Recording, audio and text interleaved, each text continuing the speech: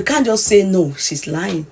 For me, I don't know why I believe her. There's no reason for her to say or to claim allegedly, yeah, she not consented. She was forced to because she wanted a promoter to help her. But that the man now shocked everyone, where I saw another recording of him. Before I get there, then this woman that is taking sides with Julius King, the music promoter, whom she says I think it's area Egbon, she then said that she spoke to the the father of ADUKE Gold, who told her that ADUKE, they should let his daughter, rest in perfect peace, because she died of cervical cancer. So it is not what they are saying around, and that this Nifemi is not related to them, and that his child was not raped 3 years ago or so. Anyway, the question I want to say is, in which country a lot of people that have had this problem, even Mohbad and Co, in many cases, they do not tell their parents, they do not confide in people, because she had understanding with Nifemi could have made her to confide. They confided in each other because they had similarities in their. Mo kí gbogbo yín ẹ kú dédé wò yìí. Orúkọ mi ni Julius Ọlágoróyè tí wọ́n pè ní Julie King, olóòtú orin tí àwọn olóyìnbó ń pè ní music producer. Yes, jíjáde tí mo jáde, mi ò jáde fún ohunkóhun ju pé kí wọ́n á dúpẹ́ lọ́wọ́ gbogbo àwọn olólùfẹ́ mi tó ti ń sọ̀rọ̀, tó ti ń pè mí lọ́tún lósì pé kí n jáde láti sọ one or two things bí gbogbo nǹkan ṣe lọ. Ṣùgbọ́n mo sorry, mi ò ní lè sọ nítorí pé nǹkan tó ń lọ yìí ó ti wà níwájú ìjọba, ó dẹ̀ níwọ̀n nǹkan tí mo lè sọ. Mo wá fàsìkò ìdúpẹ́ lọ́wọ́ gbogbo ènìyàn pátápátá. Ó di after investigation kó tó di pé anything lè tẹnu mi jáde. Lórí ọ̀rọ̀ tó ń lọ lórí social media, ẹ̀yin olólùfẹ́ mi, kò yé mi o. Mi mọ̀ pé èèyàn máa ń ṣoore tá tún jẹ̀bi lórí oore tó bá ṣe. Torí ẹ̀ ni àwọn Yorùbá máa ń sọ pé oore níwọ̀n, òun lọ̀rọ̀ ilé ayé yìí. Ṣùgbọ́n mo fẹ́ fi dá yín lójú wípé ní gbogbo èrò tó ń rò sí mi lórí gbogbo nǹkan tí wọ́n sọ sí mi, tí ó bá jẹ́ bẹ́ẹ̀, àdàbí á dáa. Lénìí àárọ̀ yìí mi ò tí jẹun, mi ò tí mu omi, mi ò tí fi ohunkóhun sínú mi. Àṣẹ tó bá tẹnu mi jáde, bó dẹ̀ ṣe máa rí fẹ́nikẹ́ni, fọ́rọ̀kọ́rọ̀ tí máa sọ, fún àṣẹkáṣẹ tí máa pa ní wákàtí yìí. Tó bá jẹ́ pé n bá mọ̀ nípa gbogbo ẹ̀sùn tó fi kàn mí, kí Ọlọ́run Olódùmarè kó ṣe mí ní ṣìbáṣìbò. Bí n bá mọ ohunkóhun nípa nǹkan tí wọ́n sọ, k'Ọlọ́run kó dá mi ní ẹjọ́. Gbogbo nǹkan tí bá ń dáwọ́lé kó má ṣe yọrí sí rere. Ọmọ tí mo bí kí wọ́n parẹ́. Ọmọ tí wọ́n bí kí wọ́n má rí, kọ́ má ṣoríire. Tó bá jẹ́ pé lóòótọ́ mo ṣe nǹkan yìí. Ṣùgbọ́n tí ò bá jẹ́ pé mo ṣe é, gbogbo ìbànújẹ́ ayé yìí kó lọ bá gbogbo ẹni tó ń ro ibi mọ́ mi. Tí mi ò bá ṣe é, orí ilẹ̀ mo wà yìí, gbogbo àdánù, gbogbo ègún ayérayé kó jẹ́ tẹnikẹ́ni tó bá ro ibi mọ́ mi. Tí n bá ṣe gbogbo ẹ̀sùn tó ń fi kàn mí, gbogbo ire Ọlọ́run yóò máa jẹ́ ti tèmi, yóò máa jẹ́ tàwọn ọmọ mi, yóò máa jẹ́ tàwọn ẹbí mi. Ìbànújẹ́ ayérayé, ègún ayérayé ni yóò jẹ́ tàwọn elérò búburú sí mi. Gbogbo irọ́ tó ń pa mọ́ mi, tó bá jẹ́ pé kò rí bẹ́ẹ̀, gbogbo àwọn tó ro ibi mọ́ mi, gbogbo àwọn tó ń sọ ìbànújẹ́ ọkàn sí mi, gbogbo àwọn tó ń ro tèmi níbi, ègún ayérayé kó bá ọmọ wọn, ìran ọmọ ọmọ wọn, ìran wọn títí ayérayé nìkan máa fi jìyà. Ìyà ayérayé nínú ìpayín keke, nínú ìdààmú ni wọ́n ń lo ìgbésí ayé wọn, torí pé ó dá mi lójú ní nǹkan tí mò ń sọ. They had similarities in their oppression. So it is not, we cannot take in what that man says, because ADUKE is not here to defend the story of rape. But good, fine. Yes, the family, they are aware of the fact that she died of cervical cancer. But does not mean that she was not raped by this man. You understand? Anyway, the man then came out. I think people called his attention to these trending videos of ADUKE Gold, and he came out to place curses. But I'm sorry, guys. Listen to the curses he placed, and he used his children too and put them there, and blah, went back. I don't know why.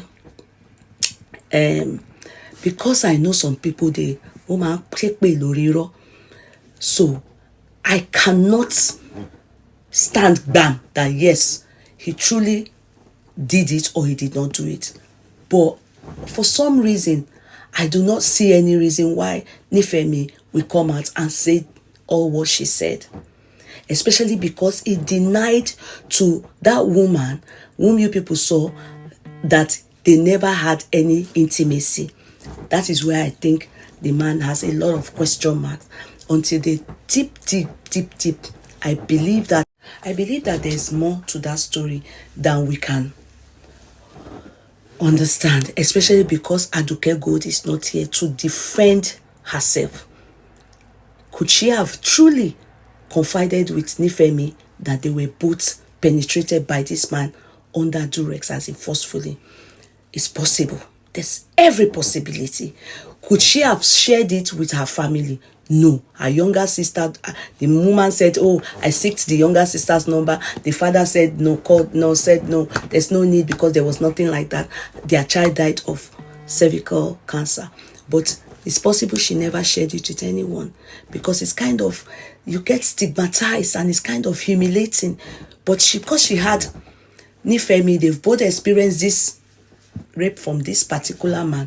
They probably shared this and cried together. And especially when she started bleeding, probably she never told Nifemi that she had cervical cancer, but confided in the family. You know, it's not everything. There are some things you look before you confide. Maybe because Nifemi too had the same experience, she was able to confide in Nifemi regarding the rape, but could not confide when she was now undergoing cervical cancer. We never know. But that man is completely saying the truth, no, I doubt very much. I will be analyzing it tomorrow, Sunday. Ibi tí ọ̀pọ̀lọpọ̀ ti súnmọ́ wòlíì ni wọ́n ti ta ògo ẹ̀ fún ayé. Ibi tí ẹlòmíì ti súnmọ́ wòlíì ni wọ́n ti ta ẹ̀mí ẹ̀.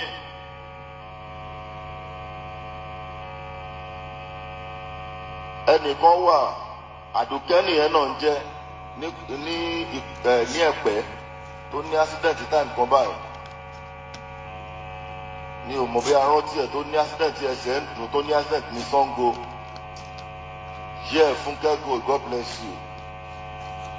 Ṣẹ́rí gbogbo àwọn tá à ń súnmọ́ yìí ló ń ṣekú pa ọ̀pọ̀lọpọ̀. Wọ́n máa tàn ẹ́ jẹ. Bíbélì náà dẹ̀ jẹ́ ká mọ̀ pé ẹni tó fi ènìyàn ẹlẹ́ran ara ṣe ìgbẹ́kẹ̀lé asán ni. Ọ̀sán là ń ṣiṣẹ́, òru là ń gbàdúrà fẹ́ni tó bá mógo wáyé. Ẹni tí ò bá ti lè gbàdúrà lóru, ó máa sọnù, ó kàn máa sọnù ni. Ó kàn máa sọnù. Má jẹ́ kéèyàn kan tún ẹ jẹ pé òun mú ẹ lọ Àdùkẹ́, ọ̀rọ̀ ẹ dùn mí gan. torí pé kò sí ọjọ́ tá a bá ti sọ̀rọ̀ igbe ni èmi ò dẹ̀ kí n pẹ́ dé a máa sọ̀rọ̀ dáàdì mi kìnnìkan dáàdì mi kìnnì gbogbo oríṣiríṣi tí ò réyàn tó sí ẹni.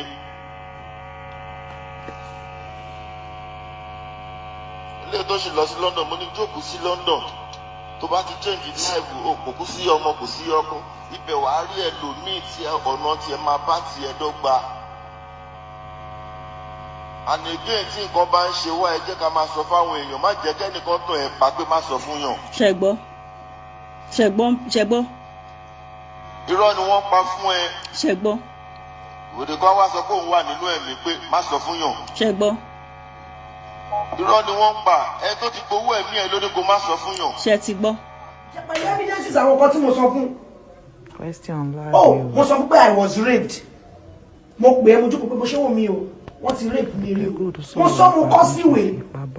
This man ẹ mọ̀ ẹ get mo sọ many things about life mi fún mo sọ jẹ́ pé ni mo fọwọ́ mi kọ́.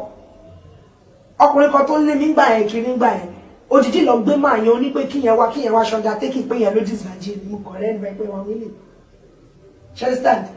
So many things ló ṣẹlẹ̀ but mo mọ̀ pé òun náà try láti protect ẹni tó fẹ́ fi pa owó mi.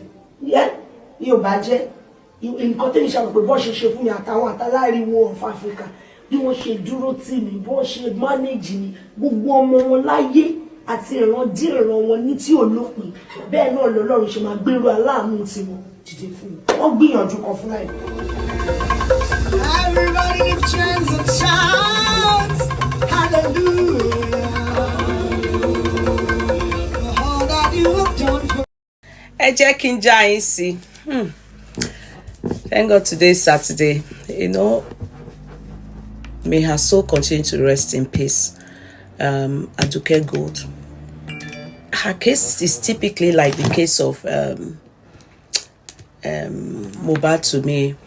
She's not really somebody I know or listen to her music during her lifetime, but I know she's good at what she did or was doing during her lifetime as a gospel musician.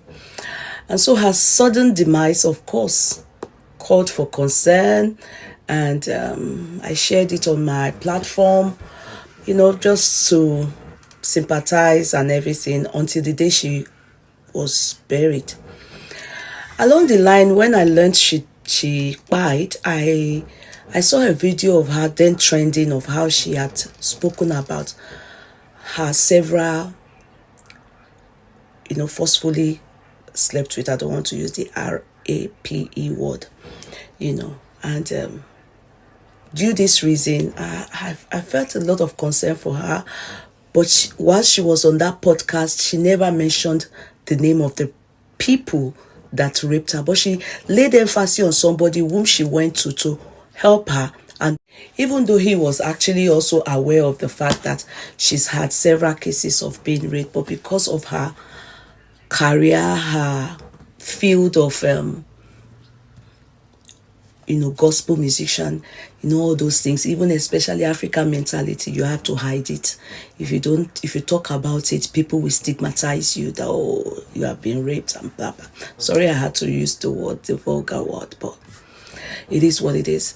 So on the day of her burial, I then saw this lady who is, later I found out that she's on a wheelchair. I mean, she's disabled. I don't know the reason. I don't know her story. Who happens to be a gospel musician too. And the lady said a lot. She was cursing. And she said something on that day. She was cursing. She said, bloggers, get ready. I'm going to spill it. I have a lot of things. I'm not going to hold it back anymore. I'm going to spill it. And she bought the same last name. Later is when we discover, I think it's just a stage name where ADUKE Gold bears that, and she also bears last name Gold. So she said she cursed and said, and cursed on even some prophets and pastors and everything. I said She promised us that every burger we should get ready, that she has a lot to spill. And because I saw that her name, the way it was captioned, had something to do with gold. So assumption was that she's the older sister to ADUKE Gold. Her name happens to be, which I think is their stage names, Nifemi Gold, ADUKE Gold. Suddenly, from nowhere, we then saw where she maybe probably granted an interview, or she sat in the comfort of her home and spilled a lot, secrets. I'll play that same way I'll play the where she was crying, and that this is the only person she shared secrets with. They were buddies, they had a lot in common, blah blah blah blah. So I'll be playing that. You listen to it, then I'll play the other one as well, where she then said the secret that there's their music producer who happens to be another Julius King. He has his own name too. All these things are just stage names, you understand? So that he was the one that raped the two of them at different times, but they shared it with each other during ADUKE's lifetime, and that later she bled to death for this reason.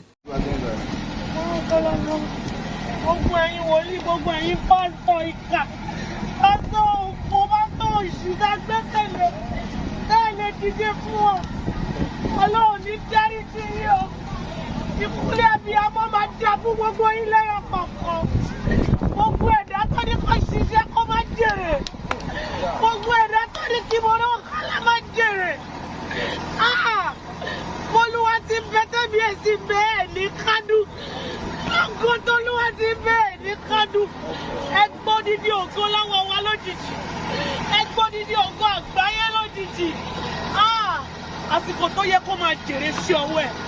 Ẹ̀dẹ̀ padà nù lọ́jọ́ kú ẹ̀ kó má kú mọ́, kí wọ́n má kú mọ́.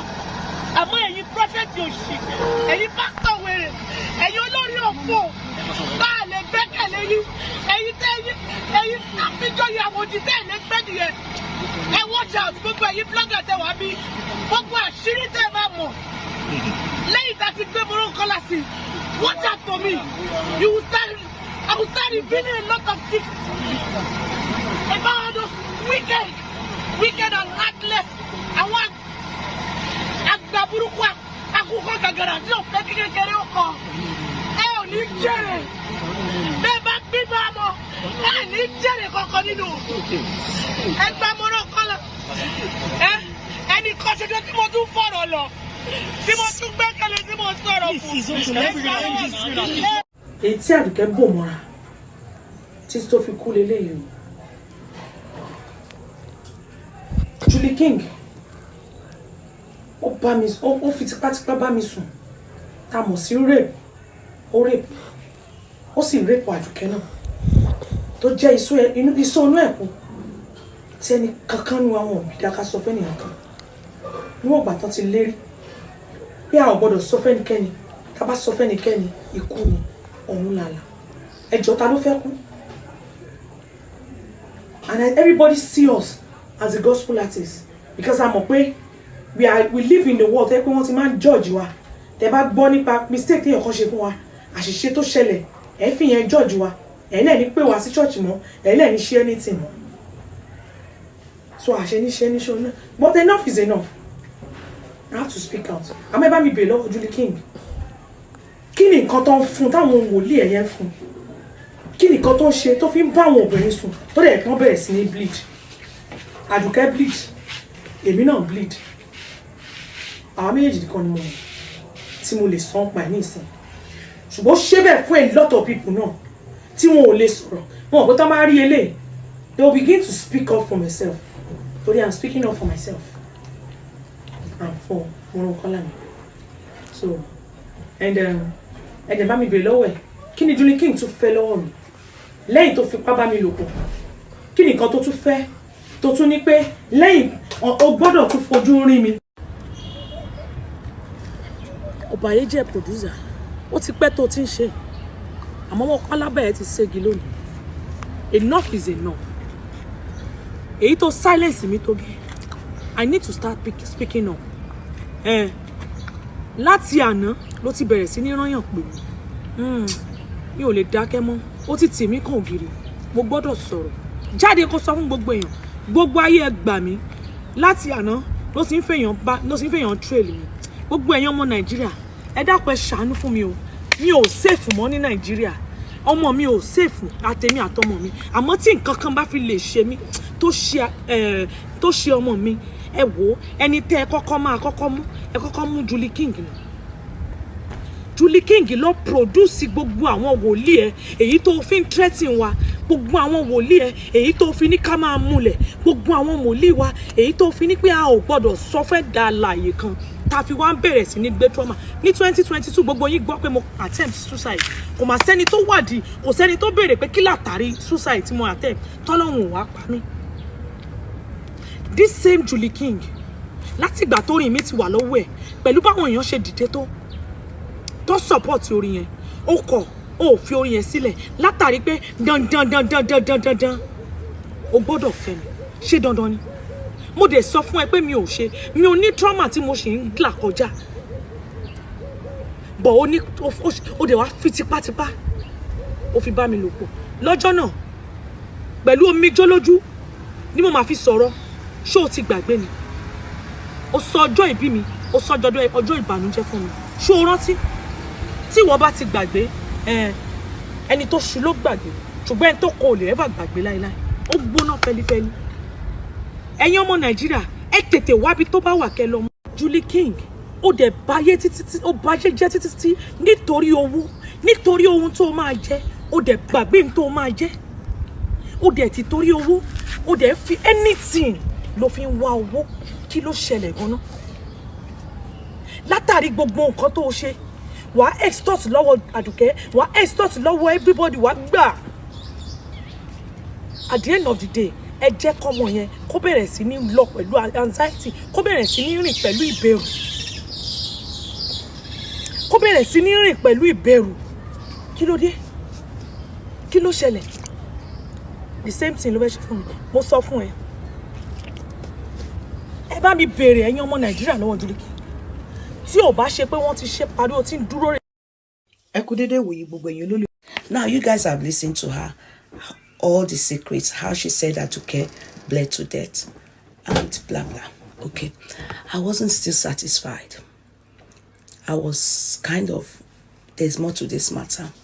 I searched further and then discovered another woman who said she had seen Aduke lately and Nifemi lately, and that she is a charitable organization for people, especially I think gospel musician, and then she has an NGO and she was raising money for this man that is allegedly their rapist and probably using them for voodoo. I think that is the assumption, or allegedly what Nifemi is revealing to the public, because she is bleeding, she claims, and also she claimed Aduke was bleeding because they were bodies. They of course must have shared a lot of secrets together. Okay, but this woman now, I'm going to play her video as well, so you listen. Even though the video is so long, but the part that I caught from there is just where the lady then said, okay, she has spoken to this Julius King, and the Julius King denied a lot of things, allegedly, and that he said, yes, he asked this Nifemi out, but he never had anything to do with her. Listen to it too. Ní ìgbà tí a bẹ̀rẹ̀ sí ní make call láàárọ̀, ẹ̀rù bà mí, kàyéfì mú mi, ẹ̀yà mi já pé Ọlọ́run ẹ̀mí mímọ́. Ìwọ ló ní ká wádìí òtítọ́, ká dẹ̀ fìdí òótọ́ múlẹ̀ lẹ́nu ènìyàn méjì tàbí mẹ́ta. Èyí ló mú mi bẹ̀rẹ̀ sí ní make calls. From there, mo get number Daddy Nifemi Gold, mo get number Mommy Nifemi Gold, mo get number Baba Aduke, mo get number àbúrò Aduke Gold tí wọ́n ní wọ́n fi pá bá lò pọ̀. Lákọ̀ọ́kọ́ mo kọ́kọ́ pè Baba Aduke Gold.